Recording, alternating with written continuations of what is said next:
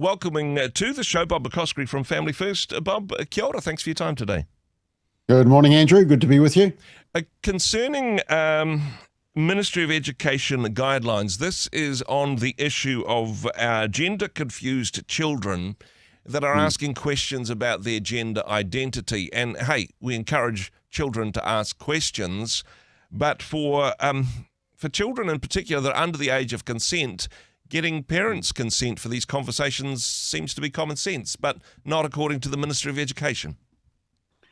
No, I mean, we did raise a red flag about this a couple of years ago and said that the Ministry of Education guidelines tells schools that if a child wants to identify with a different name, a different pronoun, a different gender full stop, that the school, rather than informing the parents or maybe saying, oh, are there some issues going on here that we need to be aware of, that we need to engage with the family, the Ministry of Education is actually telling teachers to keep that information secret if that's what the child wants. Now, remember, we're talking about maybe primary school, intermediate, high school. The interesting thing, Andrew, is that under the Births, Deaths and Marriages Act, we've got this interesting law where you can change the sex on your birth certificate, but if you're under 16, you can't change that on your birth certificate without parental consent. Yep.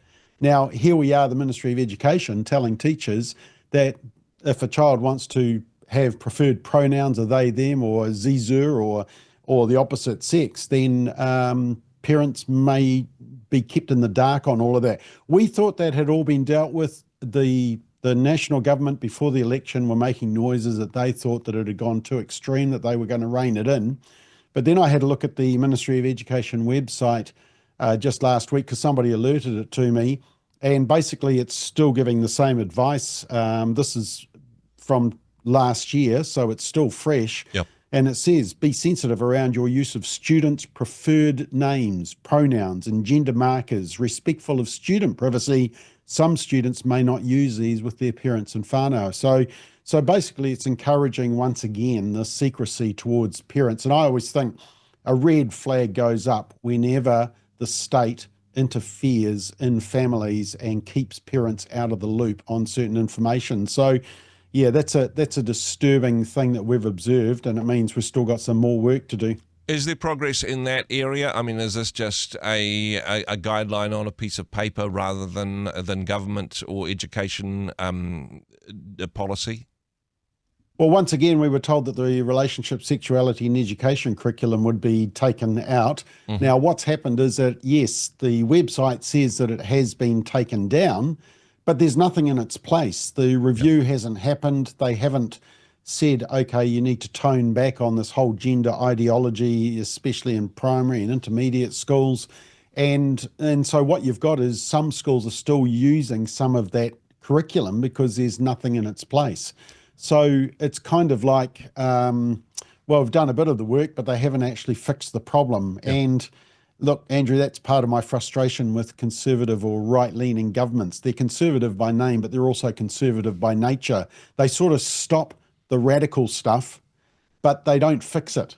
Yep. And I think, people have looked overseas at some of the things that President Donald Trump has done in terms of the executive orders around saying there's only two sexes, male and female, and removing a lot of the radical aspects and taking dudes out of women's sports. Yep. So he has fixed a lot of those areas. But in New Zealand, we seem to have just stopped, but we haven't fixed the problem. And so that's why I think we're seeing these types of statements still on the Ministry of Education website and warning to parents, find out how your school is dealing with this issue. And not just high schools, as you mentioned, intermediate, primary school as well. And I know, this is a disturbing area. Somebody who is concerned about gender confusion amongst preschoolers, again, a concerning response or lack of response from the Prime Minister. Yeah, once again, we were sent an email from a concerned caregiver, and she wrote to the Prime Minister. She said, look, I have been a childcare reliever for the last 5 years. I've had several kids below the ages of 5 approach me in centres saying they are not male or female and that they are identifying as they, them, or he, she. Yeah. These are vulnerable young children who know no better or are only saying it because of what they have seen or heard from TV or older people around them. What is your plan to change this? I, for one, know that whatever they say, I will fight against it as a caring woman of God. The response came through. Now, look, in fairness, this is an official response coming from the Prime Minister's office, Yep. but my understanding is that they would sign off the generalised response to topics as they're sent through. And the response is, thanks for your mail to the Prime Minister. Christopher is a proud supporter of the LGBTQI plus community and wants New Zealand to be a country that celebrates and supports diversity, including our rainbow community. Yep. Now, the problem with that is that it hasn't actually dealt with the issue that's been presented. And basically it's saying, look, we just support this gender ideology in schools. It's kind of a tone-deaf response, and it suggests that the government really doesn't want to engage with people that are concerned about children being further confused by gender ideology. So, yeah, it's a disappointing response. But as you say, it may not be an actual response from the actual Prime Minister. So it may be a form letter which is pushed out by somebody in the Prime Minister's office. However, today, Ash Wednesday, a wonderful opportunity for our Prime Minister to take a bit of a stand. I mean, he was very strong to take a stand, encouraging people for Ramadan, and honestly, nothing against that. If that's your faith and religion, go for it. But today, Ash Wednesday, a great opportunity for our Prime Minister to represent his tradition, say something about Ash Wednesday, perhaps even go to a press conference with a cross on his forehead. But honestly, it seems that the advice that the Prime Minister's office is getting is to shy away from being overt about your Christian faith. Yeah, well, I know Merv Duffy has, talked about the significance of Ash Wednesday on your program. Look, I think it's kind of like that is the message that Christopher Luxon is toning down anything to do with Christianity. And actually, when he did the message to Muslims for Ramadan, we just compared it to his message at Christmas, last Christmas. And it was quite a contrast, because in his message to Muslims, and it wasn't that we oppose that, sure, it's great that he recognises it and speaks to that sector of the community, but it was going on about all the details of it and the values and the qualities that come out and the importance and what they do for Ramadan. That's fine. But when we looked at the Christmas message, it was kind of like, oh, we finally made it to Christmas. This year was better than last year.